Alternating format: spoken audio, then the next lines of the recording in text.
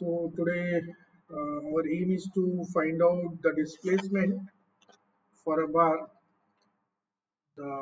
It is called as nodal displacement for a state bar by using ANSYS. So here you can see on the screen. Let me take you to the problem. So I'm sharing my screen.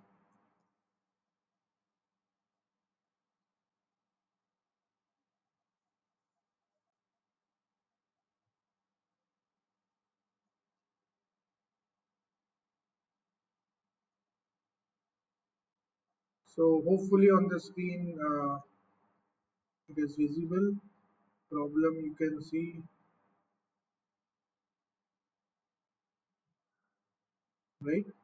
So this is a problem in which you can find a stave bar which is fixed at one end, and on the other end we will have a 10 kilonewton force, and this stave bar is divided into three elements, like which is of 100 mm, 100 mm and 150 mm. The area is given for the first two element, the area is 200 mm square, and for the third element, it is 100 mm square. Now, here, what we need to find is we need to find this is 1D problem where we need to find the nodal displacement around about x direction, and in the problem the Young's modulus is given, which is 200 GPa. Now let's solve this problem by using ANSYS as well as by using theoretical or numerical methods. So I'm just shifting to ANSYS.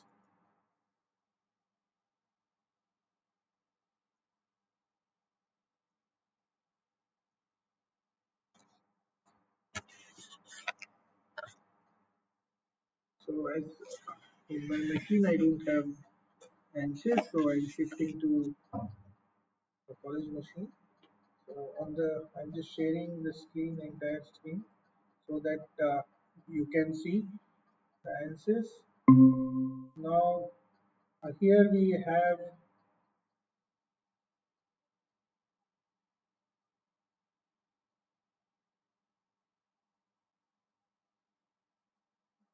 So I think my screen is visible. Let me check whether it is recorded or not. Yes, screen is visible. Yeah. So here we have ANSYS 18.2, which is this is the software which is used for finding the nodal displacement. So I'm starting with static structure. So this is static structural environment, and you can name the project over here. Now we can change the engineering material. So in our problem, the Young's modulus is given 200 GPa. So here you will find the by default structural steel is given, whose Young's modulus is given over here. So in megapascal, it is 2 into 10 raised to power 5, same what we have in the problem. Now material is okay. Now what I want, I just want to create geometry. So going with geometry, and right click on this option and go to new design modular. And in new design modular, you will have uh, this is a new design modular environment. Now just click on XY plane first, and if you just want to make this plane parallel to the screen, then right click and say look at. So the screen or the plane is parallel to your screen, and here I need to create a line. So going for sketching a line, and what I want to create is three lines, horizontal lines. So this is first one, second and third line. Now after this I just want to define the dimension in between the lines. So say horizontal distance in between these 2 points, and in between these 2 points. So I'm just clicking the points, left click once, second, and thrice. So you will find H1, H2, H3 are the dimensions which you can modify, which you can see on the left hand side, and which you can modify so according to your requirement. So first I will change the units. So it will change to millimeters, and now I am changing the dimension. First element is of 100 mm length, second is of 100 mm length, and third is of 150 mm length, right? So already I have changed the dimensions over here. Now after this, I just want to see the line. So right click, say zoom to fit, and here I'm using this plus zoom box, and I'm just creating window over here. Whichever portion you just want to zoom, you can create window over there, right? So this is a line which is having three elements and four nodes. Now after this, I'm going for creating a line. So concept line from the point. Now first point, and press Control key so that segment you can see this particular selection, and then say apply. Now once it is selected, in between the point we have created segment, and likewise I will create second segment. Before that, I will go for line here left side, and I will say generate. Now after generate, you will find the line is added in the part, and likewise I will go for concept, say cross section, sorry, say line from the point. Then in between these 2 points, press Control and say apply. Now segment is selected.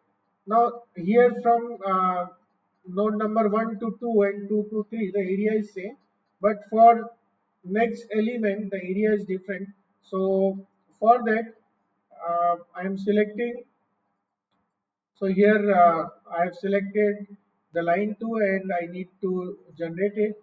So say generate, and going for concept for third line, third element. So line in between these 2 points, this one, press Control, and this one. Now say apply, and here before just generating this line, I need to change the option from add material to the add frozen. So this why I am doing that is because of this area is different. So I have created frozen, add frozen, and here I am generating say line and generate. So you will find this line is having two elements, and this line is having different elements, and I just want to create different section for it, right? Now, likewise, I will create a rectangular section, and going for concept, then here rectangular section, and in rectangular section, I need to create a section of 200 mm square, which is required. So here in length and width, I will write 14.412 mm and 14.412, so that I will have area here like 200. So it is, I think, 142, 142 and 142, 14.142, right? So we will have 200 mm square area for first section. Likewise, once again I am creating section, a rectangular section of 100 mm square. So by default it is 100 mm square. So now I have two sections and two parts. Now I just want to link these two parts. So how I can link? Just click over here, say link body, and here you will find cross section. Go to this cross section which is not defined, and define here rectangular 1 as a cross section for first element. Likewise, for second element, you need to define rectangular 2. So this is how I have defined a line and the body. Now I just want to see the isometric view. So right click and say isometric view. And here if you are not able to see the isometric view, so what you can do is you just enlarge this portion first and say view, and in that view you will find cross sectional solid. So you can see now this cross section is uh, given to the line. Now this is the entire body, and if you just want to like transfer forces or reactions, then you need to combine these two bodies, which are different now. So what I will do, I will just say pressing control key and selecting both the bodies, and right click and say form a new part. Now this is one part. Okay, so this is how I have created the sketch. Now here for this environment my work is over. I will close this window, and now next is I am going for modeling, where I will define the boundary conditions. So let's it will require some time to start.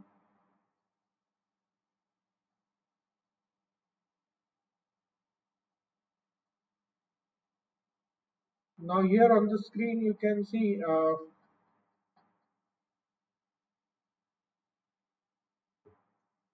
so here I'm just right clicking and say zoom to fit. Now we have a segment of line. Now what I want, I just want to mesh. So as we are having three section, so I'm just right clicking over the mesh and say insert and going for sizing. Now the geometry which I am having is having three elements. So geometry, select geometry. Now before that, before selection I should go for edge selection, because edges I just want to select. So say edge and select. Now this is one edge, press control for multiple selection. This is another edge, and this is third edge. So these are the edges which I just want to mesh. So with the size, say apply. Now I am having three edges over here, and what type of like element size I need to keep as 1. Number of divisions should be 1. So in between these elements, number of divisions should be 1. So these are the three elements over here. Now mesh is okay. Now I will say generate mesh, or before that I can define the boundary conditions. So going for defining boundary conditions, you have to click here static structural, then right click over here, say insert. Now first I will apply displacement, that is what I just want to fix one end.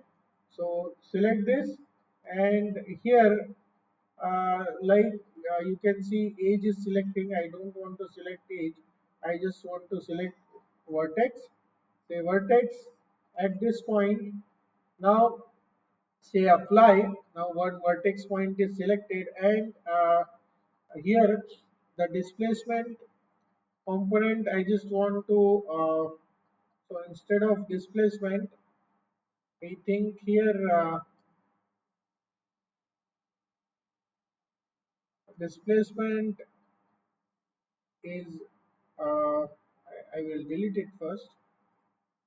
Sorry, my mistake. And here I will say insert, say insert, and fixed support. I need to say I need to go for fixed support, because this is fixed at this node, and say apply. Now this you can see one end is fixed. Now next is I need to apply forces at different nodes. So going for insert, then say force. So where is force, and here on this node say apply. Before that I need to select node and say node. On this node what I want to apply on vertex what force you want to apply. So that is not a vector quantity, so I will convert it into components. So along x direction, as far as problem is concerned, along x direction I am having 20 kilonewton, right? And one more force I need to apply. So at the end, so which is force of along z direction. So here I need to apply, I think, along this point, say apply, and here I just want to apply a component which is in x direction. I think this is 10 kilonewton, right? Whatever is given in the problem, right? So all the boundary conditions I have applied, and after that, as a solution, what I want total displacement. So right click to solution, say insert deformation, then go for total. So you can have a total deformation, and this is how I will solve entire problem. So say solve to the entire problem. So it will generate mesh first, and then it will give you solution. So what solution you want? You want total deformation. So here some time is required to have a solution. Now you can see on the screen the total deformation at the maximum deformation, you can say, is 0.175 mm. So unit is in mm, and the total of the maximum deformation is 0.175, right? So this is how we have created a node element first, and then this is how we have found the total displacement at different nodes. Thank you very much.